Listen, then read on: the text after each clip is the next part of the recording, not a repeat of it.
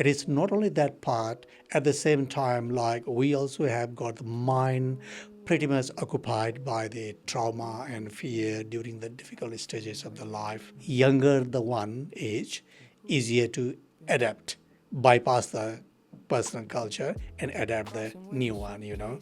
But we have traveled long way about our culture journey, so it is too hard to reverse that back and start the new one. Homes in our minds, talk it out, let it breathe. Every voice has something to teach. Between two worlds, we rise. Between two worlds, we try. Kia ora whānau, welcome to another podcast from this series Between Two Worlds. I have a great guest here in the studio, which is shortly we will together. Let's find out who he is and what he does and the corridor we will share today. Govinda. Pronounce it correct? Yep. Amazing. How are you today? All good. Just having a little bit of a scary facing the camera. Well, wait, the other things what we were talking behind the scenes that you do already a show on radio, right? Yes, I do run. Mine is more with the audio, and this is the video and the picture, so that makes me a little bit scary. Great. So welcome to the world of video and podcast. Thank Thank you. you. But I think I'm great. You're already a good communicator and a radio host, so that's great. So Govinda, I do this with my guest. I start with this question: if we give you the mic, how we'd love to introduce yourself. Kia ora and namaste. I'm Govinda Regmi, originally from Bhutan, arrived in New Zealand in 2010 under the refugee quota program, and then I'm busy since my arrival, busy with settling myself, supporting the community. By profession, I'm a social worker working for New Zealand Red Cross in the migration team to help the other former refugees to get settled in the communities. Mm-hmm. Beautiful. So, since 2010, how has the journey been for you settling in this country? There were lots of ups and downs, Korean. Of course, I spent quite a long time in my asylum while I was in my exile, about 18 years plus. And then ultimately, we were given the opportunity to come to New Zealand. At one stage, I had a thought that, okay, like my difficult days being stateless were over, But when I arrived here and start the phases of the settlement, the journey was not end. Still, we had to continue a lot of the times. I felt like this is a very different world, and the different world from where I came, sometimes even I felt like a bit of alien, because our system, culture, language, the way we do our skill, what we had, knowledge, nothing was working in the beginning. So that's like, it's very difficult to adapt this world in the beginning, but slowly I started grounding myself. Mm-hmm. Right.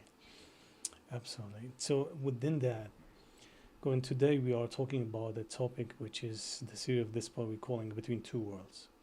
And we are specifically talking about the mental health. So if I want to start with this question with you, how do you define mental health? Or what is mental health for you? I really appreciate the phrase you use, between the two worlds. Yes, definitely, we are in the one world, but definitely the feeling gives like we are between the two worlds. Right. We had got different kind of cultural settings, and here in New Zealand is a different kind of cultural settings. So to step out from our own culture and get adjusted with the culture where we live in this country is definitely a big difference. And to be in between the two is not easy. A lot of the time we go thinking our mind back and forth, and a lot of the time we feel scary. And it is not only that part, at the same time, like we also have got the mind pretty much occupied by the trauma and fear during the difficult stages of the life that we had come through, So, lots of those traumas, fear were sitting in our mind, and that lie down in the mind at the different layers from the surface to the deeper level, and at what stage those trauma comes, no one knows. No one can control our mind, It starts behaving differently, feeling differently, and then behaving differently. So once we have those things carrying in our mind as a trauma and fear, we have to manage ourselves, how it goes as per the situation. So I find that those stress, trauma, and managing our emotions, anger, frustration as a part of the mental health, which is not very easy. And a lot of the time, our culture becomes our own barriers to address those. Interesting. Within that, Govinda, when you're talking about two walls, in the home environment, if we bring this example, that's one world itself. Because when we go home, we speak different language, we eat different food. So we're trying to kind of manage the expectation of this world. This is our culture. Then when we are in a workspace or somewhere that we need is a different one. We need to also try to fit or try to also satisfy this culture one. Is that happening within your journey and within the backgrounds, the cultures you have, and then the society you settled in? Is this an experience? No, no one can escape into this one. I'm Korean. I pretty much say that we are guided and shaped by our cultural values, cultural norms, and the knowledge that we have got with, And when I arrived here, I was almost in about my middle age. A lot of my cultural things has been deeply rooted into my body, into my mind, the way we think. And to adapt the different culture here after the age of middle age, which is very, very hard. Younger the one age, easier to adapt, bypass the personal culture and adapt the new one, But we have traveled a long way about our culture journey. So it is too hard to reverse that back and start the new one. So it always hard because changing is not that easy. No, at all. It is too difficult, and we have to adapt the change, and that change also has got its own parameters. It has own parameters that we need to fit into it, making sure that we are following the norms, we are following the procedures, we are also trying to maintain the standards and what is acceptable kind of things. It can't go in a random way, So these are some of those things difficult. What I found the most challenging is that too difficult for me, might be the same case with others as well, to cross our own boundary and come out of the comfort zone is the most challenging one. Is this challenging because of our community, or because what way is challenging, if you elaborate here? It's not only our community one. One is definitely you have to cross our own cultural boundary to get ourselves adjusted in the communities here, And at the same time, our language standard, the ways we speak, accent, and then the speed of our voice, these are so difficult to understand, I can read and write English, but my English is very much limited with my academic things. So there is so much outside that academic framework. The language used in the community, idioms, phrases, slangs, these automatically comes there. So that makes it quite difficult to understand the body language norms, how the cultures how the language is used in the space that we use it. Right. Yeah, I got that. So, and your experience when we face such a challenges, what kind of response or solutions is there? How we should manage this kind of challenges? It is the time for us to come out of that uncertainty and ground our feet ground our way of thinking, ground our head, everything that we need to ground, and that is a stage of the loss stage that I would like to say myself, because we don't have got a grip anywhere else. Feel like suspended, not grounded properly, and we don't have got the knowledge and understanding the system. Navigating the system is too hard.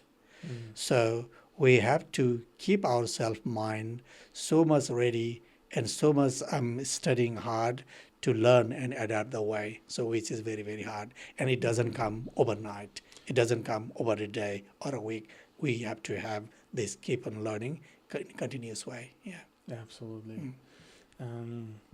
You think like when we come, we have kind of double pressure, double stress? Yes, always there is a double, Because what we do, it's to get to that level of acceptance, we have to learn a lot of new things, even language, for example. We have to learn all the language. Now, how many languages you speak?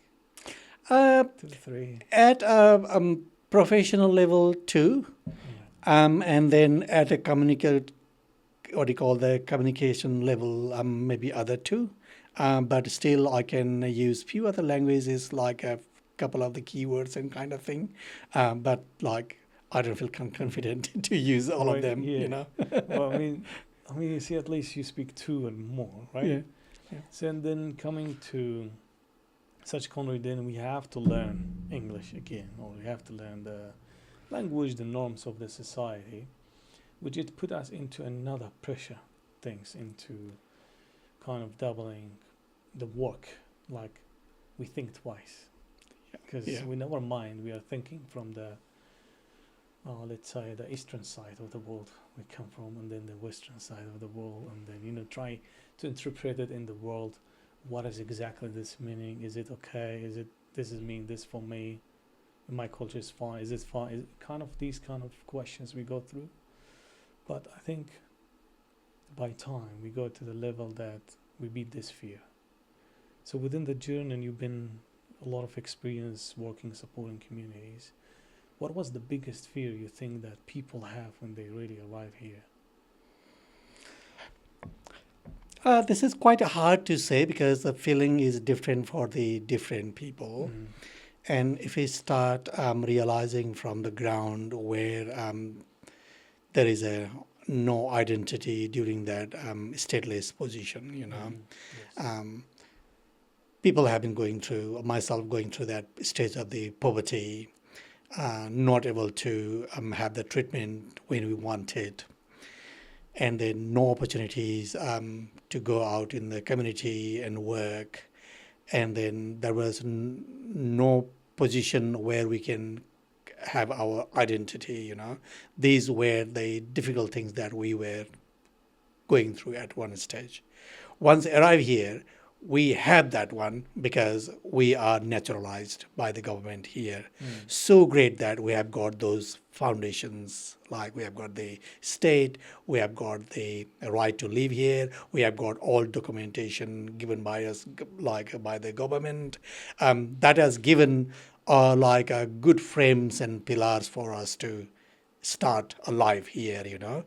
When you look at the surface, like there is a support, everything there, but in between those skeleton frameworks, there are lots of flesh and blood that we need to fill. Some of them are with like knowledge, some of them are feel like we about the culture, some of them are other way we act out as an action, and there are other different things as well, So getting to fit that body is too hard.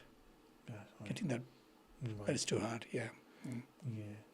And what do you think that could be some sort of solution that motivate people to feed that body that you're talking about? What I have learned myself, and which is helpful for me, is be more practical, and we need to be ready to step down ourselves. Forget about what we have come here, what we have carried with us. We might have carried a number of degrees. we might have carried about the expertise in the cultural values of the communities and kind of thing. We might have carried so many other skills, you know. In the meantime, forget about those and try to adjust how it works. Learn at least the basic things in the community, you know. And in the meantime, we are not forgetting, but we are making our skills and things that we bought, we are just keeping in the pocket.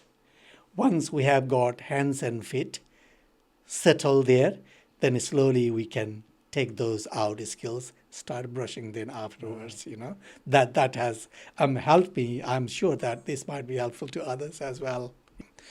So the other thing that helped me and what I've learned to be useful is that be brave enough to do some studies here in New Zealand, at least one level of education from New Zealand, so that along with continuing that study or while we are studying, we'll also learn about the work culture here. Right. We'll also learn about navigating the system here. We'll get plenty of opportunity to ask our doubt and difficult questions to our scholars or the tutors or the people or the leaders from the community. So that studying here in New Zealand would properly fill the gap. A lot of those bloods and flesh can go in between during that study. Beautiful. I love that perspective. I love that way how it is that you put it in a nice way, that because many of our people come here, we do have our own expectations and the dreams, and then suddenly we face with the reality is different. So we need to have that kind of readiness that, like you mentioned, and beautiful in your words, that to be grounded, to be start learning the basic things, learning the even if you have all these degrees and things. I think that's a very nice way to put it. Yeah, I have heard quite a lot of frustration in the stories, the way people talk to the other people. In the community, we hear lots of informal things, you know.